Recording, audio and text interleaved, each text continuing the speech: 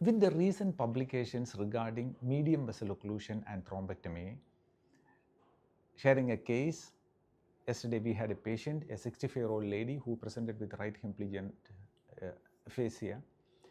This is what the angiogram shows. Since the patient had significant deficit, significant weakness and aphasic, we decided to proceed with thrombectomy. Identifying the occluded branch was challenging. Observed a small twig there, which we assumed to be the origin of the occluded branch. However, with a little bit of probing with the microwire, the catheter could be advanced easily. After confirming the patency of the vessel, a standard stent retriever was deployed, and with a single pass, we opened the vessel. A couple of observations we have noted during M2 occlusions and as follows. First, when we make repeated attempts, the risk of bleeding increases.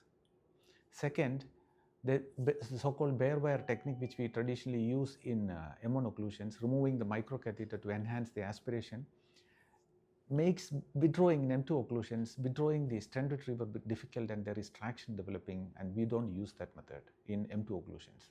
Third, we only partially deploy the stent retriever, not fully, because when pulling the stent retriever, there usually some traction in M2 occlusions. Fourth, we administer a small bolus dose of tirofiban into the aspiration catheter. In the last two cases where we did this, the vessel opened with a single pass. So far, touch wood, with a single pass thrombectomy in M2 occlusions, there doesn't seem to be any significant issues. So in the future, what should we do in such cases? Do you have any tips and tricks? Additionally, what are your thoughts on administering a small dose of tirofiban, which we have tried of late through the aspiration catheter in these M2 occlusions, so that the first pass recanalization is better?